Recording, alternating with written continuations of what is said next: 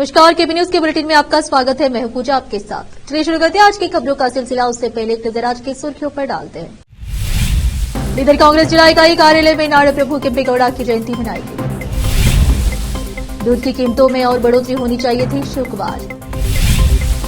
बेंगलुरु की अदालत ने प्रज्वल रेवन्ना की जमानत याचिका खारिज कर दी। नीट मामले में सीबीआई के हाथ लगी बड़ी कामयाबी, पटना से 2 लोग किए गए गिरफ्तार। राष्ट्रपति द्रौपदी मुर्मू के अभिभाषण में पेपर लीक का जिक्र, सरकारी नौकरियों में भर्ती को लेकर कही ये बात। दिल्ली के जल मंत्री अतिशी को एलएनजेपी अस्पताल से मिली छुट्टी, जल संकट को लेकर कर रही अड़चन।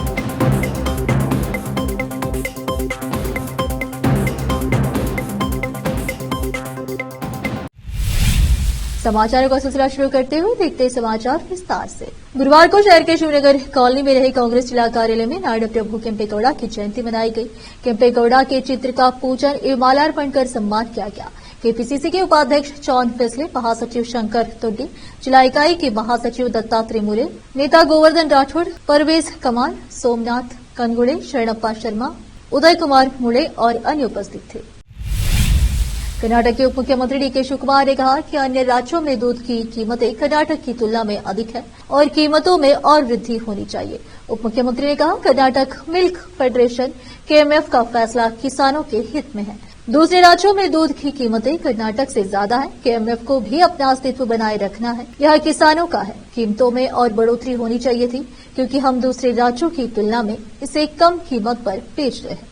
अमूल दूध की कीमत प्रति लीटर क्या है? दूसरे राज्यों में दूध की कीमत क्या है? उन्हें हमारे राज्य की कीमतों की तुलना दूसरे राज्यों से करनी चाहिए। उन्होंने कहा कि दूध की कीमत में संशोधन का विरोध करके भाजपा नेताओं की पोल खुल गई है, क्योंकि वे किसानों के खिलाफ है। उप मुख्यमंत्री ने कहा, एक किसान का बेटा होने के नाते मैं जानता हूं कि यह कितना मुश्किल है। केएमएफ को प्रति लीटर दूध पर 10 रुपए से अधिक का नुकसान हो रहा है और एक बार 3 रुपए और अब 2 रुपए बढ़ाने के बाद भी यह किसानों के हित में है। 2 रुपए कोई बड़ी रकम नहीं है। उन्होंने कहा कि भाजपा को बाहर आकर विरोध करने दीजिए, लेकिन उन्हें किसानों की स्थिति के बारे में भी पूछना चाहिए। हासन जनता दल सेकुलर के पूर्व सांसद प्रज्वल रेवन्ना की जमानत याचिका बुधवार 26 जून को बेंगलुरु में जनप्रतिनिधियों की विशेष अदालत ने खारिज कर दी। प्रज्वल ने इस मामले में जमानत मांगी थी, जिसमें उन पर और उनके पिता एसटी रेवन्ना पर 47 वर्षीय महिला और उसकी बेटी का यौन उत्पीड़न करने का आरोप था। 28 अप्रैल को हासन के होली नरसीपुरा पुलिस स्टेशन में एफआईआर दर्ज की गई और दोनों पर भारतीय दंड संहिता आईपीसी की धारा 354, यौन उत्पीड़न 354D, पीछा करना 506, आपराधिक धमकी और 509, महिला की गरिमा का अपमान के तहत मामला दर्ज किया गया। इन आरोपों के मद्देनजर प्रज्वल को 30 अप्रैल को उनकी पार्टी से निलंबित कर दिया गया। प्रज्वल के खिलाफ बलात्कार का दूसरा मामला 60 साल की एक महिला की शिकायत पर दर्ज किया गया है, जिसे 4 मई को मैसूर जिले के कलिनहल्ली गांव के एक फार्म हाउस से बचाया गया था। अब तक 4 महिलाओं ने प्रज्वल के खिलाफ बलात्कार का आरोप लगाया है। 30 साल की एक 5वीं महिला ने भी उन पर यौन उत्पीड़न का आरोप लगाते हुए शिकायत दर्ज कराई है। प्रज्वल 26 अप्रैल की रात को अपने निर्वाचन क्षेत्र में मतदान पूरा होने के बाद बेंगलुरु से जर्मनी के फ्रैंकफर्ट भाग गया। वह 31 मई को बेंगलुरु लौटा और उसे तुरंत विशेष जांच दल एसआईटी ने गिरफ्तार कर लिया। कर्नाटक पुलिस ने हत्या के मामले की जांच में इंस्टाग्राम से सहयोग मांगा है, जिसमें जेल में बंद कन्नड़ सुपरस्टार दर्शन, उनकी पार्टनर पवित्रा गौड़ा और 15 अन्य शामिल हैं। सूत्रों ने बुधवार को बताया, मामले की जांच कर रही पुलिस ने इंस्टाग्राम से मृतक रेणुका स्वामी द्वारा दर्शन की पार्टनर पवित्रा गौड़ा को भेजे गए संदेशों की जानकारी देने का अनुरोध किया है। पुलिस सूत्रों ने बताया कि दर्शन के एक प्रशंसक रेणुका स्वामी ने कथित तौर पर इंस्टाग्राम पर पवित्रा गौड़ा को कुछ अश्लील संदेश भेजे थे, जिसके बाद उसका अपहरण कर लिया गया, उसे बेरहमी से प्रताड़ित किया गया और उसकी हत्या कर दी गई। सूत्रों ने बताया कि पुलिस व्यापक प्रयासों के बावजूद रेणुका स्वामी का मोबाइल फोन ढूंढने में विफल रही और इसलिए उसने इंस्टाग्राम को एक पत्र लिखा है। रुकते समाचारों का सिलसिला एक ब्रेक के लिए, जल्द लौटते हैं ब्रेक के बाद।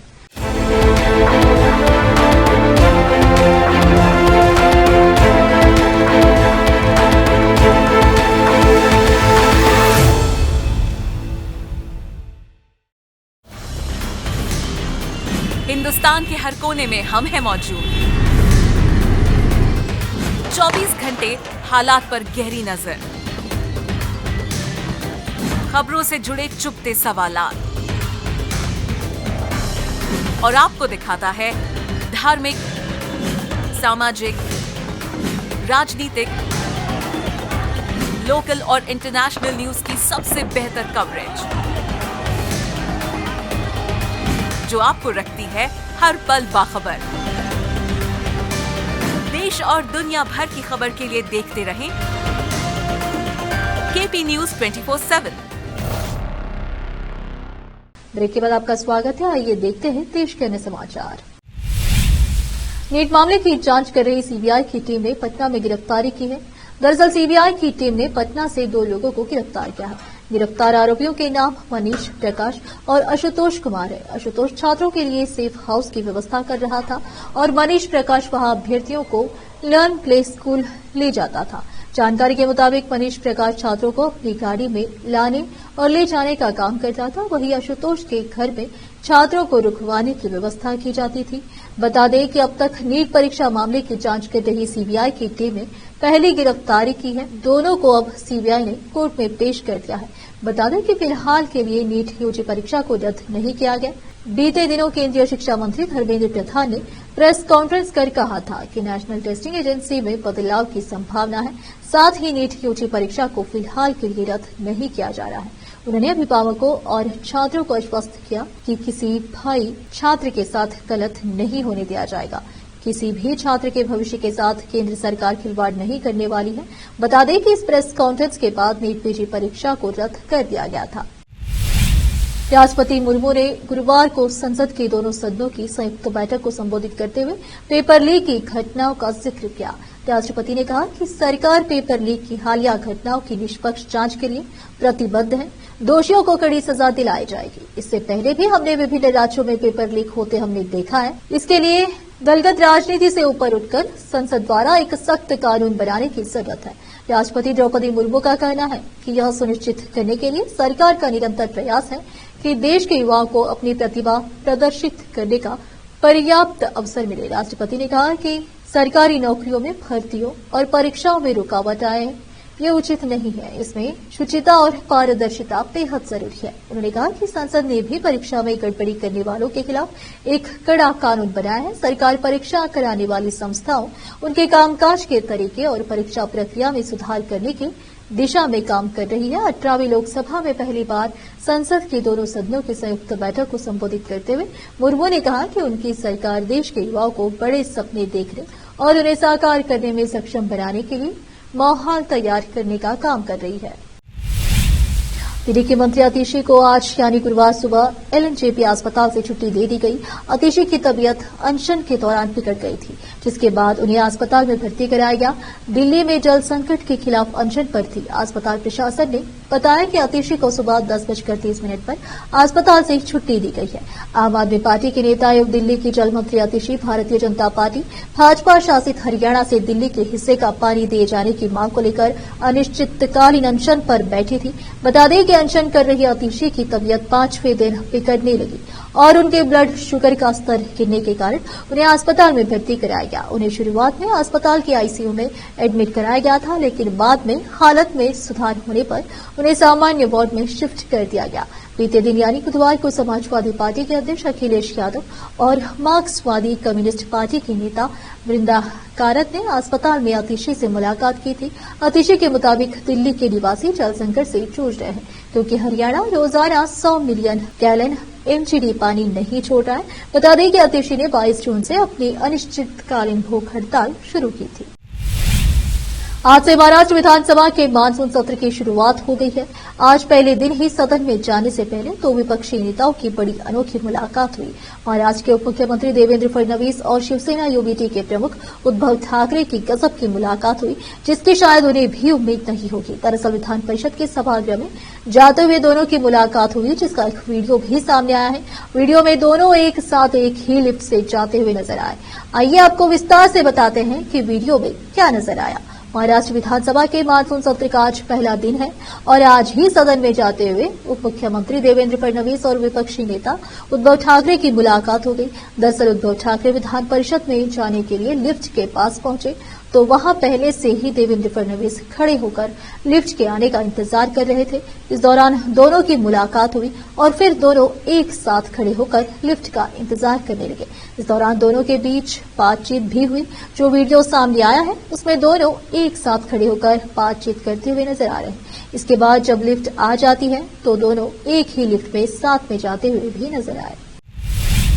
उत्तर प्रदेश के बरेली में डॉक्टरों की लापरवाही ने एक छात्र की जिंदगी हमेशा के लिए नरक बना दी।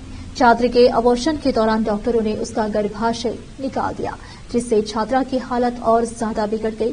इसके बाद छात्रा के परिवार वालों ने उसे दूसरे निजी अस्पताल में भर्ती कराया है, जहां वह आईसीयू में एडमिट है।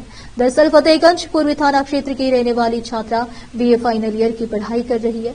उसका गांव के ही एक युवक से प्रेम प्रसंग चल रहा है। जब छात्र को पता चला कि वो 5 महीने की प्रेग्नेंट है तो उसके बॉयफ्रेंड ने फरीदपुर के टीके अस्पताल में अबॉर्शन करवाया, लेकिन इस दौरान डॉक्टरों ने उसका गर्भाशय ही निकाल दिया, जिससे वह अब कभी भी मां नहीं बन पाएगी। वहीं छात्र की हालत बिगड़ने पर इसकी सूचना जब छात्र के परिजनों को लगी तो वह उसे दूसरे अस्पताल लेकर पहुंचे। लड़की के पिता ने इस मामले में गांव के ही युवक के खिलाफ अपहरण और कोल्ड ड्रिंक में नशा देकर दुष्कर्म करने का मुकदमा दर्ज कराया है। आज लोकसभा में राष्ट्रपति द्रौपदी मुर्मू का अभिभाषण हुआ। इससे पहले देश में दोबारा सेंगोल हटाने की मांग पर बहस शुरू हो गई है। बीते दिन समाजवादी पार्टी के एक सांसद ने संसद से सेंगोल हटाने की मांग कर डाली है। वहीं उसके समर्थन में अखिलेश यादव ने भी बयान दिया है। साथ ही एक सपा के एक और सांसद भी इसके समर्थन में उतर आए हैं। बता दें कि सांसद आर.के. चौधरी ने संगोल के राजशाही का प्रतीक बताते हुए उसे हटाने की मांग की है। इसी के समर्थन में आज समाजवादी पार्टी के सांसद वीरेंद्र सिंह ने कहा, 400 पार का नारा इसलिए दिया गया क्योंकि वे भाजपा संविधान बदलना चाहते थे और लोकतंत्र की जगह राजतंत्र लाना चाहते थे। हालांकि जनता ने उनकी भावना को समझ और उन्हें स्पष्ट बहुमत नहीं दिया। आर.के. चौधरी की मांग सही है। वहीं तमिलनाडु बीजेपी अध्यक्ष के अन्नामले ने इसके विरोध में कहा कि अब जबकि चुनाव खत्म हो चुके हैं, इंडिया गठबंधन हमारे देश की संस्कृति और रीति रिवाजों के खिलाफ अपनी बकवास लेकर वापस आ गया है। क्या यह इंडिया गठबंधन का सामूहिक रुख है? और हम इस पर डीएमके की टिप्पणियों का इंतजार कर रहे हैं। हम समाजवादी सांसदों को यह बताना चाहते हैं कि सेंगोल धार्मिकता का प्रतीक है, जिसे पंडित नेहरू ने निर्वासित कर दिया था और आज हमारे प्रधानमंत्री नरेंद्र मोदी द्वारा उसे उसके उचित स्थान पर पुनः स्थापित किया गया है। एक बार फिर से रुकते हैं एक ब्रेक के लिए, जल्द लौटते ब्रेक के बाद।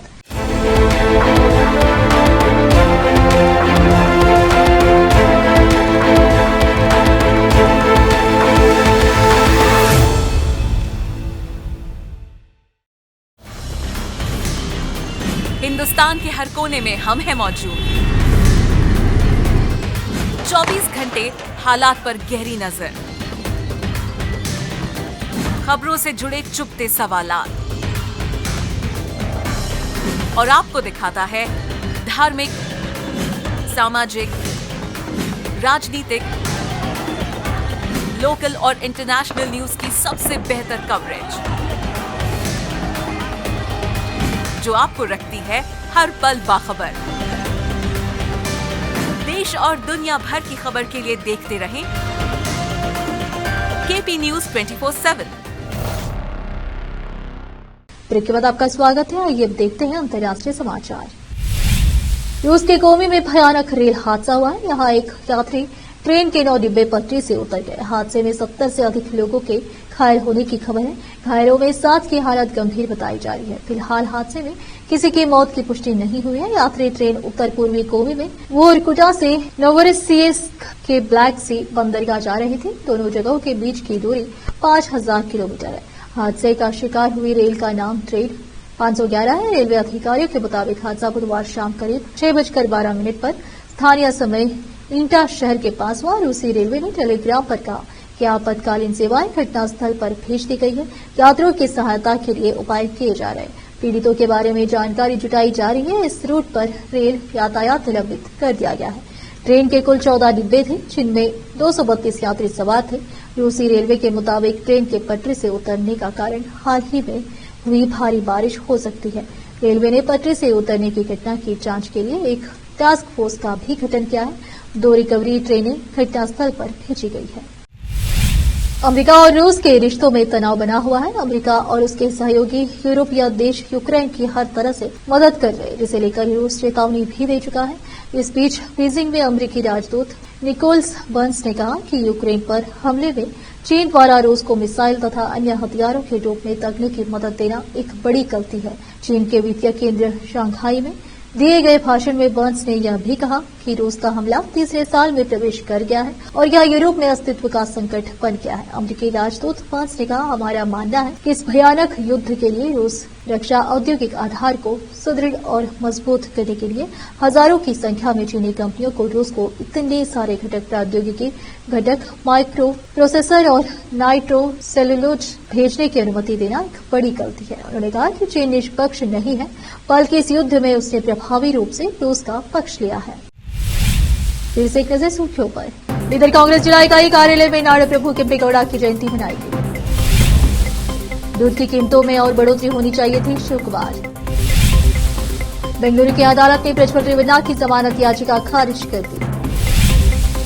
नीट मामले में सीबीआई के हाथ लगी बड़ी कामयाबी, पटना से 2 लोग किए गए गिरफ्तार। राष्ट्रपति द्रौपदी मुर्मू के अभिभाषण में पेपर लीक का जिक्र, सरकारी नौकरियों में भर्ती को लेकर कही ये बात। दिल्ली के जल मंत्री अतिशी को एलएनजेपी अस्पताल से मिली छुट्टी, जल संकट को लेकर कर रही अड़चन।